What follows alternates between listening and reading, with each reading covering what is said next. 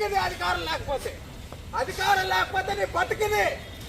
ఇష్టం వచ్చినట్టు కొడాలని కే కన్వెన్షన్ లో క్యాసినోలు పెట్టినప్పుడు తెలుగుదేశం నాయకులు వస్తే ఇట్లా పెట్టి వచ్చి బేగమన్నావు కదయా. రాయి వాళ్ళు బయటికి దమ్ముంటే రా, నీ ఇంటి ముందుకు వచ్చావు రా. ఫోన్ చేస్తా అంటే ఫోన్ కూడా ఎత్తట్లేదు. అంత భయపడి సస్తున్నాడు కొడాలని.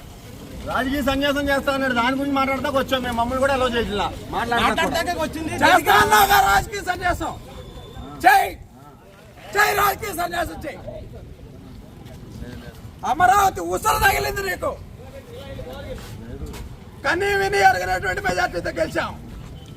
ఇప్పటికైనా బుద్ధి తెచ్చుకుంటే మనిషిగా అయినా గుర్తిస్తారు, లేదంటే పశువుని ఇడిచినట్టు ఇడిచి పారేస్తారు.